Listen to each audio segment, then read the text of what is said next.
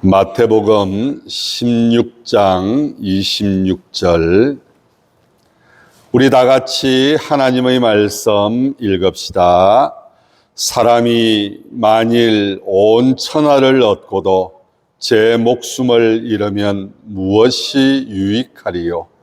사람이 무엇을 주고 제 목숨과 바꾸겠느냐? 아멘. 무엇이 유익하리요?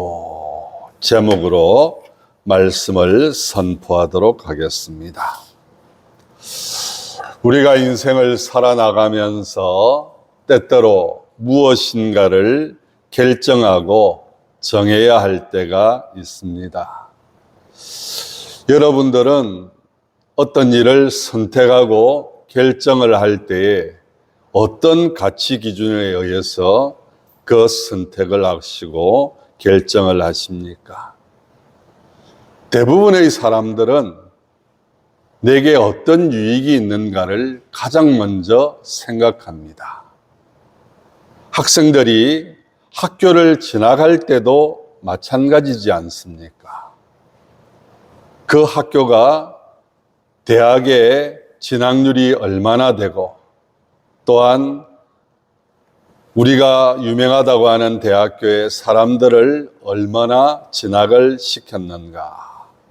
그래서 그 학교가 명문학교다. 그래서 사람들은 그 학교에 들어가기 위해서 애를 쓰는 그런 모습들을 봅니다. 우리가 집을 하나 사더라도 마찬가지입니다. 아무 곳에나 집을 사지 않습니다. 그 집을 살 때에도 그 집에 어떠한 가치가 있을까? 앞으로 장래에 얼마나 더 그 집의 가치가 올라갈 수 있을까? 요즘 아파트나 대부분의 집들이 구조적인 부분에서는 참 편리하게 구조가 만들어지고, 그래서 단순히 어떤 생활에 편리하다, 좋다, 그런 것도 중요한 부분을 차지하지만, 많은 사람들이 집을 선택을 할 때 장래에 그 집이 얼마나 더 가치를 가질 수 있을까? 그래서 사람들마다 야, 내가 집을 샀는데 그 집이 얼마나 올랐다더라. 그래서 참 사기를 잘했다. 그러면서 자랑을 하기도 하고. 이번에도 결혼식이 있어서 어떤 사람 결혼식에 참석을 했었는데, 그곳에서 참 친한 동기 목사님을 만났습니다. 그 동기 목사가 하는 이야기가 교회를 새롭게 건축해야 된다고 하는 그런 이야기를 하는 거예요. 왜 건축을 하려고 하느냐? 얼마 전에 새로 리모델링을 멋지게 하지 않았느냐? 그런데 건축을 해야 된다는 거예요. 그래서 이유를 들어보니까 자기 교회 본당 건물을 얼마 끼고 도로가 나게 됐다는 거예요. 그래서 도로가 새롭게 나면서 어쩔 수 없어서 교회가 그 길을 내줘야 되기 때문에 새로 지을 수밖에 없다. 그러면서 굉장히 좋아하는 거예요. 자랑을 하기도 하고. 제 마음속에도 그런 마음이 들더라고요. 야, 어떻게 이런 일이 있을 수 있을까? 그러면 얼마 전에 리모델링한 그 비용도 나라에서 보상을 해주느냐? 아니, 그것까지 보상을 해주는데, 교회 같은 경우에는 일반 사람들이 사는 주택과는 다르게 일반 사람들은 3배 정도 보상을 해주는데, 교회는 특수 목적 건물이기 때문에 6배까지 보상을 해준다는 거예요. 그래서 보상을 받아서 얼마든지 새롭게 지을 수 있다. 그러면서 야, 내 생애에도 이런 일이 있다고 하는 것이 너무 신기하더라. 이런 이야기까지 하면서 아주 자랑스럽게 이야기한, 제 마음속에 한편으로는 야, 어떻게 이런 일이 있을 수 있을까? 여러분, 우리가 세상을 살아가면서 어떤 지역에 땅을 샀는데 재개발이 된다, 재건축을 한다, 그러면, 야, 그 땅 정말 잘 샀다. 왜? 그것을 다 어떤 가치 기준에서 보기 때문에 그렇습니까? 물질적인 가치 기준에 의해서 그만큼 땅값이 오르고, 그만큼 여러 가지 자기에게 유익이 된다는 것입니다. 그래서 사람들은 무엇인가를 결정할 때 내게 어떤 유익이 있는가, 내게 어떤 가치가 있는가, 그것을 굉장히 중요한 판단 기준으로 본다는 것입니다. 그런데 여러분, 제가 성경을 읽어가면서 이런 바보 같은 사람들이 있을까? 이해가 되지 않는 그런 모습들을 성경을 통해서 봅니다. 예수 안 믿는 사람들이 성경을 읽어본다면요, 아마 그들의 가치 기준에서 이 성경에 등장하고 있는 여러 가지 인물들, 우리가 생각을 해보게 될 때, 야, 어떻게 이런 엉터리 같은 판단을 하고 이런 바보 같은 결정을 할 수 있을까? 여러분들, 아브라함과 롯을 기억하실 것입니다. 하나님께서 아브라함에게 그런 말씀을 하십니다. 창세기 12장 1절 이하에서 여호와께서 아브라함에게 이르시되 너는 너의 고향과 친척과 아버지의 집을 떠나서 내가 내게 보여줄 땅으로 가라. 그 다음에 이런 말씀도 하십니다. 내가 너로 큰 민족을 이루고 내게 복을 주어 내 이름을 창대하게 하리니 너는 복이 될지라. 너를 축복하는 자에게는 내가 복을 내리고 너를 저주하는 자에게는 내가 저주하리니 땅의 모든 족속이 너로 말미암아 복을 받을 것이라. 야, 정말 멋진 말씀이죠. 큰 민족을 이루고 복을 주어서 내 이름을 창대하게 할 것이다. 내가 축복하는 자를 내가 축복할 것이고 내가 저주하는 자를 내가 저주할 것이고 너는 복의 근원이 될지라. 그런데 여러분, 고향과 친척과 아버지의 집을 떠나는 것, 과연 그 일이 쉬운 일일까? 하나님께서 이런 약속을 하셨으니까 떠나는 것 간단한 문제 아닙니까? 나에게도 그런 말씀하시면 나는 두말 안 하고 하나님 명령대로 순종하겠습니다. 과연 그럴까요?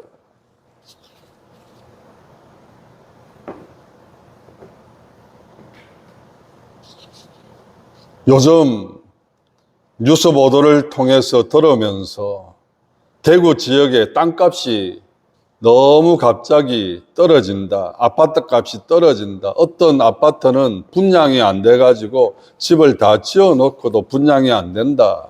그런 이야기까지 하면서 굉장히 염려스러운 그런 이야기들을 하고 있습니다. 여러분들의 가정은 어떻습니까? 집값이 좀 많이 올라서 여러분들은 야, 잘했다 그런 생각이 드십니까? 사랑하는 성도 여러분, 아브라함에게 있어서 고향과 친척과 아비집을 떠나라 하는 것은 사형선고나 마찬가지입니다. 그게 무슨 사형선고입니까? 그냥 이사 가면 되는 거예요. 지금의 시대와 그 당시의 시대는 전혀 시대가 다릅니다. 고향을 떠난다는 것, 친척과 아버지의 집을 떠난다고 하는 것은 혈혈단신이 되는 것이고 언제 어떤 상황에서 죽음을 당할 수도 있는 그런 굉장히 위험한 선택지입니다. 그만큼 단순한 문제가 아니라는 것입니다. 여러분 아시다시피 롯이 아브라함을 떠나서 우리가 잘 알고 있는 소돔과 고모라 지역으로 그 선택지를 선택을 할 때 롯은 그 당시의 가치 기준에 의해서 선택을 했던 거예요.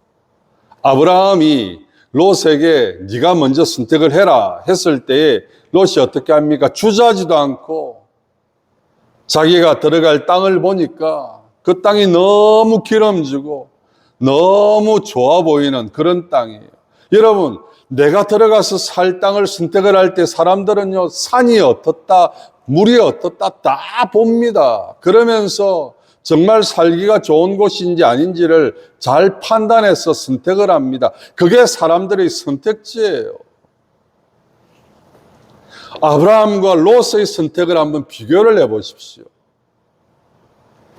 나중에 가서 그 지역이 하나님이 심판하시기 전의 지역이라서 그렇게 좋아 보였고, 얼마 있지 않아서 롯이 살던 지역이 하나님의 불심판을 받아서 야, 참 그 선택이 잘못되었구나, 우리는 그렇게 생각할 수밖에 없지만은, 그러나 그 일이 일어나기 전의 그 과정을 생각해 볼 때 이것은 단순한 문제가 아니라 롯의 선택이 어쩌면 옳은 선택이었을지도 모른다는 것입니다.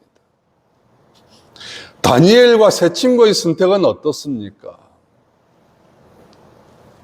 여러분, 바벨론의 포로로 잡혀갔다고 하는 것은 단순한 문제가 아닙니다.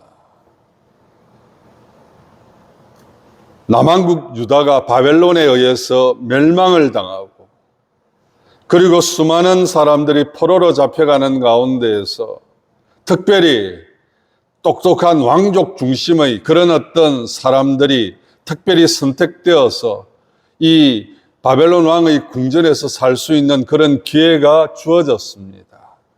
그것은 굉장한 특혜입니다. 그런 특혜를 누리면서 그런 포로 생활 가운데서도 출세할 수 있는 길이 분명히 주어졌습니다. 그럼에도 불구하고 다니엘과 세 친구들은 어떤 선택을 합니까? 왕의 진미를 먹게 합니다. 누구나가 바라는 것 아니겠습니까? 그럼에도 불구하고 그것을 사양을 합니다. 사양한다고 하는 것은 죽음을 각오하는 것입니다. 그래서 굉장히 그 일을 맡은 사람이 곤란해합니다. 만약의 경우에 너희들에게 어떤 문제가 생기면 내 목이 떨어질 수도 있는, 죽을 수도 있는 그런 상황이다. 왜 이런 위험한 선택을 하려고 하느냐? 그러니까 한번 시험을 한번 해봐 주십시오. 간곡하게 부탁을 합니다. 채소만 먹을 테니까, 물만 먹을 테니까, 누가 더 얼굴이 좋은지를 보고 우리의 선택이 옳았다고 판단되어지면 우리의 선택을 믿어 주십시오. 그렇게 한 가지 제안을 합니다. 나중에서야 그들의 선택이 옳았고 하나님의 은혜로 그들이 다른 진미를 먹은 사람들보다 더 좋은 그런 얼굴색을 띠고 전혀 비교 안 해도 되는 그런 상황이 벌어지는 그런 경우까지 가게 되니까 야, 정말 하나님의 은혜다 이렇게 이야기할 수도 있지만 이것 또한 단순한 선택이 아닙니다. 여러분, 제가 왜 이런 말씀을 드립니까? 오늘을 살아가면서 정말 세상의 가치 기준을 버리고 판단 기준을 버리고 정말 하나님이 원하시는 것이 무엇인가를 선택하는 것만이 정말 옳다고 말할 수 있는 그런 시대를 우리가 살아가고 있는가? 그런데도 불구하고 여전히 교회는 어떻습니까? 교회도 마찬가지입니다. 잘 되면 하나님의 은혜예요. 잘못되면 무엇인가 하나님 앞에서 제재한 것 아닐까 비난하고 판단하고. 그래서 예수 믿는 사람들 가운데서도 전전긍긍하는 경우들이 있습니다. 정말 믿음으로 살아간다고 표현을 하지만은 그러나 결과적인 어떤 한 부분만을 우리가 바라보면서 그것이 뜻대로 잘 되어져 갈 때는 야, 정말 하나님 앞에 신앙생활 잘해가지고 저렇게 하나님께서 은혜를 주셨다, 복을 주셨다, 때로는 간증하기도 하고. 그런데 문제가 생기고 아픔을 겪고 그렇게 하면 무언가 잘못됐다고 하는 그런 어떤 마음을 가지게 되고, 그래서 무엇인가를 선택하는데 신중할 수밖에 없고 유익이 되는 것이 무엇인지를 따질 수밖에 없는 그런 모습들이라는 것입니다. 그런데 여러분, 제일 바보 같은 분이 성경에 기록되어 있습니다. 세상 사람들이 예수님에 대해서 이런 이야기를 합니다. 다윗의 자손이여, 우리를 불쌍히 여겨 주시옵소서. 정말 메시아로서 로마에서 우리를 건져내실 그런 분으로 생각하면서 얼마나 수많은 사람들이 환호하고 예수 그리스도에 대해서 정말 높여주고, 그러면서 우리는 죽음을 각오하고 예수님을 따르겠습니다.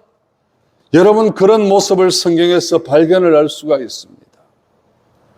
그러면 메시아로서, 왕으로서 그들이 원하는 그 기준에 맞추어서 그렇게 삶을 살아가시면 얼마나 좋겠습니까? 그런데 그렇게 하지를 않으십니다. 오히려 이런 말씀을 하십니다. 어떤 한 부자가 있다. 그 부자가 농사를 정말 효과적으로, 또한 그 제때제때 잘 관리를 해가지고 농사를 짓기만 하면 풍년이 드는, 그러면서 그 부자가 곡식을 쌌다가 쌓을 데가 없어가지고 또 창고를 늘리고 그래서 하루는 그런 이야기까지 합니다. 야, 나 같은 부자가 있을까? 나 같은 삶을 살아가는 사람이 있을까? 정말 좋구나. 정말 행복하구나. 그런데 주님께서 하루는 그런 말씀을 하십니다. 오늘 이 밤 내 생명을 거두어가면 이 모든 것들이 네 것이 되겠느냐. 그러면서 하시는 말씀이 무엇입니까? 어리석은 자요. 여러분, 효과적으로 농사를 짓고 거기에서 수많은 곡식을 거두어 드리고 창고를 소유한 것이 부족해서 더 큰 창고를 짓고 그래서 세상 사람들이 바라볼 때에는요, 이야, 정말 대단한 부자다. 나도 저런 부자가 됐으면 좋겠다. 그런 마음을 가질 정도로 부러워할 만한 그런 삶을 살아가고 있는 사람을 가리켜서 예수님께서 어리석은 자여, 도대체 예수님이 가지고 있는 가치 기준은 뭐라는 것입니까? 여러분, 오늘 말씀에 뭐라고 말씀을 하고 있습니까?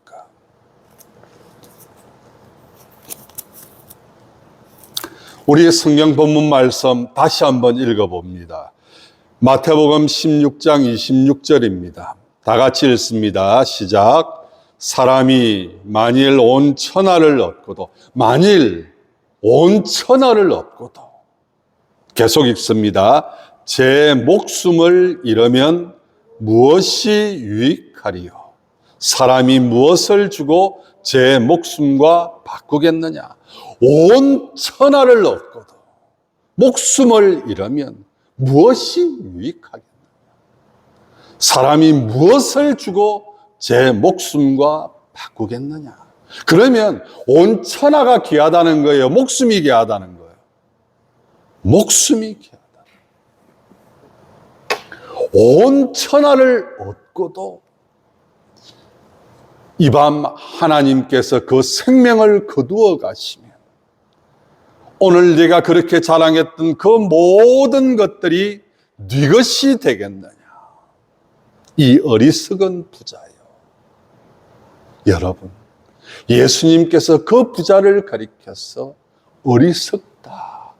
그러면 온 천하를 얻기 위해서 몸부림을 쳐야 됩니까? 생명을 얻기 위해서 몸부림쳐야 됩니까? 어떤 사람이 지혜로운 사람이에요? 정말 유익한 것이 뭐예요? 온 천하를 얻고도 생명을 예수님께서 가져가 버리면 이 천하의 모든 것들이 네 것이 되겠느냐?